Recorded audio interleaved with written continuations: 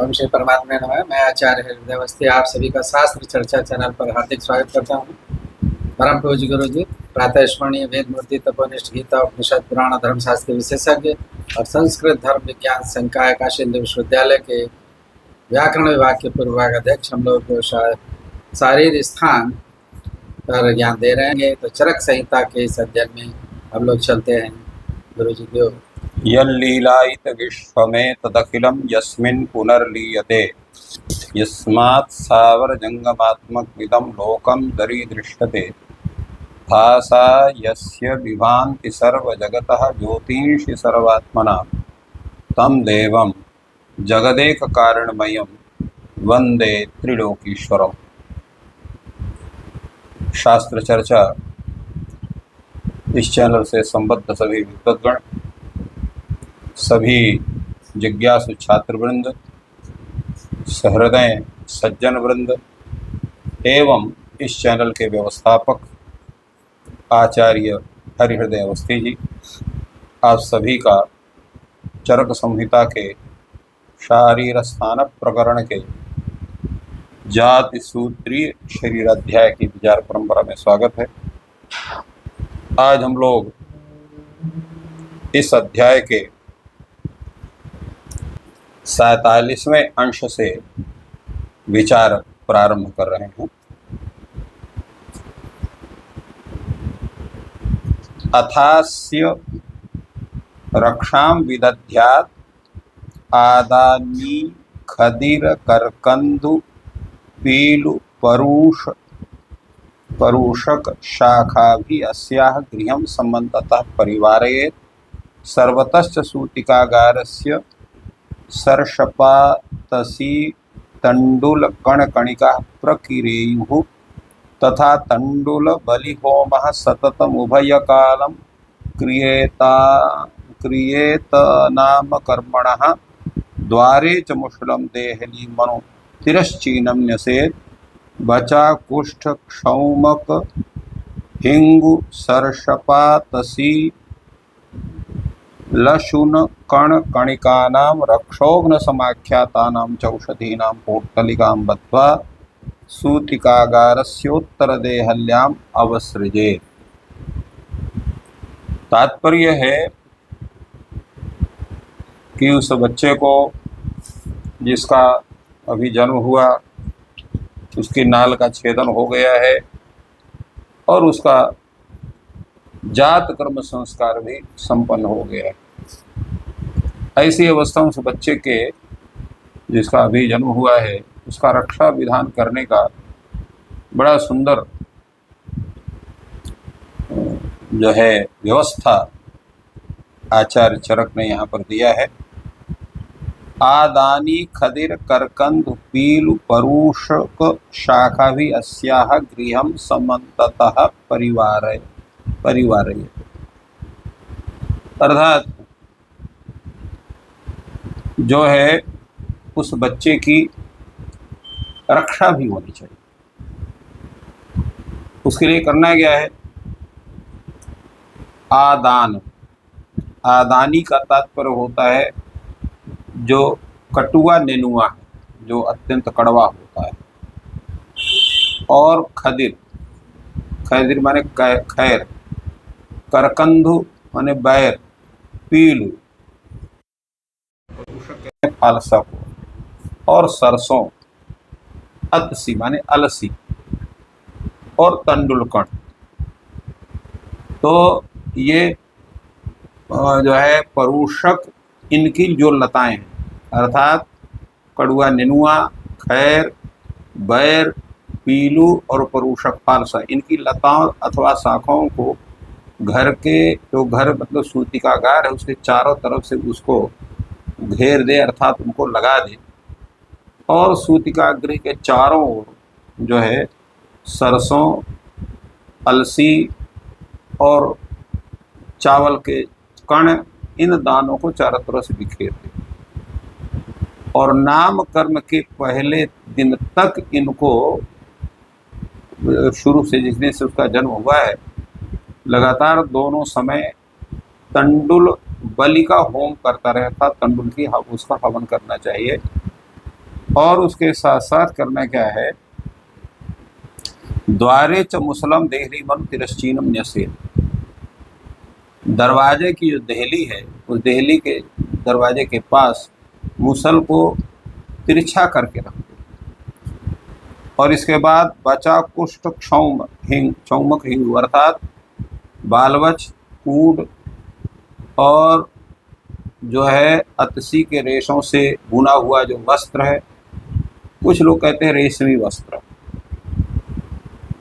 और हींग, सरसों और अलसी, लहसुन कण और चावल के कण, ये जो भूत प्रेत नाशक जो द्रव्य हैं, इन द्रव्यों को भी अन्यत्र कहा गया है। तो इनकी जो है सबकी जितनी भी औषधियाँ बताएं कि औषधियों की एक पोटली बना ले, और उस पोटली को भी सूतकागार की उत्तर की ओर अर्थात देहली अर्थात दरवाजा के ऊपर लटका दे, और दूसरी पोटली जो है उस सूतिका के गले में, तीसरी बच्चे के गले में, और पोटलियाँ स्थाली, जलपूर्ण कलश पलंग के सिरहने में बांध दे। पोटलिका का मतलब होता है बहुत बड़ी नहीं, मुश्किल से ये सब मिलाकर के जितने द्रव्य बताए गए हैं इनका लगभग 5-5 ग्राम, या जैसे बच्चों को बांधना है तो 2 ही ग्राम, और बाकी को 5-5 ग्राम, 10-10 ग्राम, इस तरह से बना करके बांधना चाहिए। और उसके साथ साथ करना क्या है कि तथा सूतिकाया कंठे सपुत्राया स्थाल्युदक कुंभ पर्यंकेष्वपि तथैव च द्वारपक्ष द्वयोः द्वारपक्षोः, उस पोटलिका, इतनी पोटलिका बनानी है कि सब जगह हो। जैसे पहले बताया गया है कि सूतिका के कंठ में, पुत्र के कंठ में, स्थाली में, और जो जल भरा कुंभ अर्थात घड़ा उसमें, पलंग में, और जो सूतिकागार है अर्थात जहाँ पर पुत्र उत्पन्न हुआ या संतान उत्पन्न हुई है, वो जो प्रकोष्ठ है उसके दोनों दरवाजों के दोनों तरफ, दाहिने बाएं दोनों तरफ बांधना चाहिए। कणक कंठ केंधन वानग्निस्तिन्दुक काष्ठेन्धनश्चाग्नि सूतिकागारस्य अभ्यन्तरतः नित्यं स्यात्। स्त्रियः चैनां यथोक्त गुणाः सुहृदश्चानुजागृयुं दंशारहं द्वादशाहं वा। और करना क्या है कि सूतिका गृह के भीतर जो है धान के टुकड़े हैं या भूसा आदि है, कंटक है, कांटे हैं अर्थात ऐसे, और द्रुमांग पेड़ की जो पतली शाखाएं, इनसे सुलगाई हुई जो आग है अथवा तेंदू की लकड़ी की जो आग है, वो सदैव एक स्थान में जहाँ पर उसके लिए बताया गया है वहाँ पर वो जलती रहना चाहिए, कब किसकी उसकी आवश्यकता पड़ जाए सेकने के लिए इत्यादि के लिए। और उसके साथ साथ जो प्रिय बोलने वाली हैं, हित चिंतक हैं, आलस रहित हैं, अनेकों बार प्रसव करा चुकी हैं और स्वयं बालक को भी जन्म दे चुकी है, ऐसी जो गुणवती स्त्रियां हैं, मित्रजन हैं, उनकी देख रेख में 10 दिन अथवा 12 दिनों तक रात में जागरण करते हुए अर्थात सावधान रहते हुए उस सूतिका ग्रह में उन स्त्रियों को रहना चाहिए।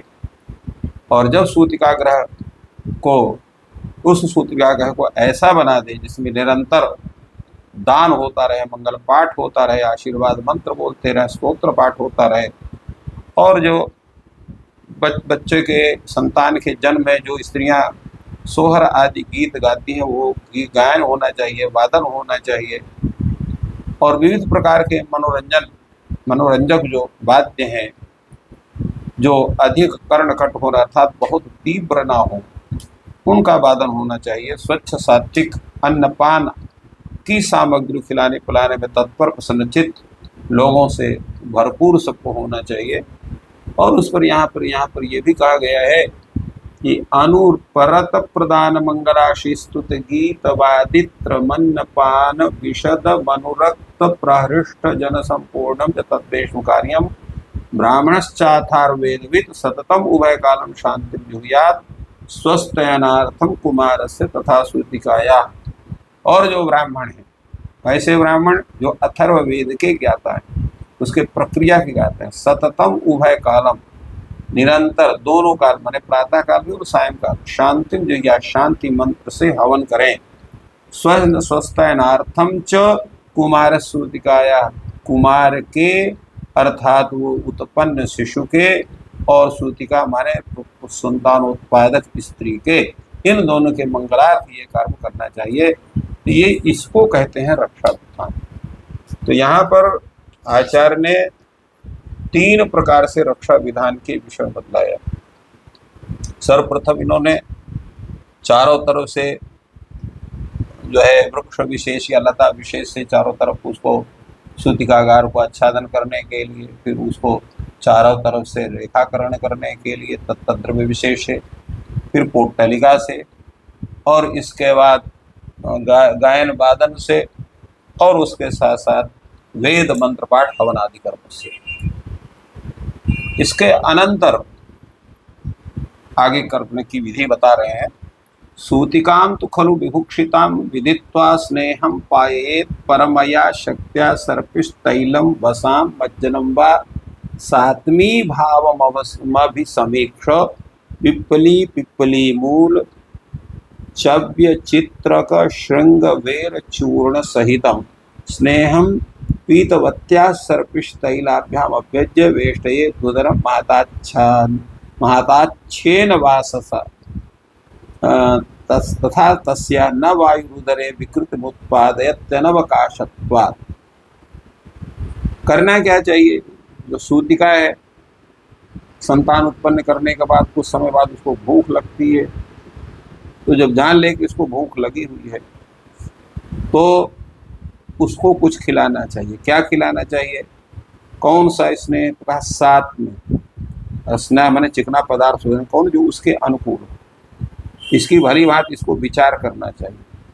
फिर इसके बाद पिपली है, पिपली मूल है जिसको पिपरा मूल भी कहते हैं, चव्य है, चीता की जड़ है, सोठ है, इन सब चूर्णों को मिला करके घी, तेल, वसा या मज्जा, इन स्नेहों में से किसी एक स्नेह को जितना सूतिका पी सके उसकी शक्ति के अनुसार उसको पिलाना चाहिए।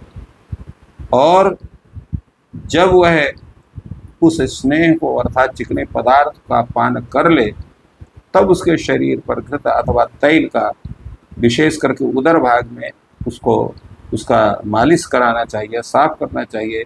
लंबे चौड़े जो वस्त्र से उसके पेट में कस करके लपेट देना चाहिए अर्थात बांध देना चाहिए। ऐसा कर देने से उसका जो अवकाश है, स्थान है, वह न पाने के कारण वायु उसके उदर में किसी प्रकार से उत्पन्न नहीं करेगा, अर्थात अगर बंधा रहेगा तो वायु उसके उदर में प्रवेश नहीं करेगी।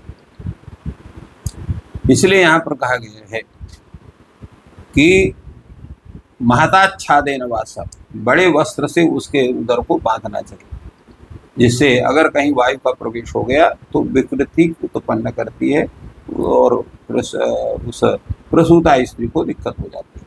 जीर्णे तो स्नेह पिप्पल्याधिरे सिद्धाम यवागु सुस्निग्धाम द्रवाम मात्रशः पाये। और जो उसका वो पिप्पल्यादि औषधियों से युक्त जो घृत आदि का पान उसको कराया गया है, वह जब पच जाए पूरी तरह से तब उसको जो है यवागु पिप्पल्यादि उन्हीं औषधियों सिद्ध जो यवागु है जिसमें सुस्निग्ध अर्थात उसमें अधिक घृत आदि उसमें पड़ा हुआ है, ऐसे उस पतली यवागु को भी थोड़ा थोड़ा पिलाना चाहिए। उसको गाढ़ा नहीं होना चाहिए, पतला माने पीने लायक होना चाहिए। तो उस द्रवाम मात्रशः प्राय, धीरे धीरे थोड़ा थोड़ा करके पिलाए, एक साथ नहीं पिलाना चाहिए। उभयतः कालम चोष्णोदकेन परिषेचयेत्, और दोनों समय सायंकाल भी और प्रातः काल भी जो है पीने के लिए जो है वो गर्म पानी होना चाहिए, स्नान करने के लिए भी गर्म पानी होना चाहिए। और उसके साथ साथ ये जो इतनी विधि है वो एक दिन नहीं, कम से कम 5 दिन या 7 दिन उसका अनुपालन करना चाहिए। और क्रमशः जो है इस जैसे उसकी वृद्धि, उसके शरीर की, उसके शरीर में जो जो अनेक प्रकार के जो उसका ह्रास हुआ है शरीर का, उसके शक्ति का, उसकी अभिवृद्धि हो सके। और स्वस्थ वृत्तम एतावत सूतकाया, इस प्रकार के प्रसवोत्तर जो विधि है उसका पालन करने से वह जो स्त्री है नव प्रसूता वो स्वस्थ और सुंदर हो जाती है। इस प्रकार गुरु जी ने प्रसवोत्तर सूतिकागार में क्या क्या संसाधन होने चाहिए और उनका विवरण दिया। आपका दिन शुभ हो।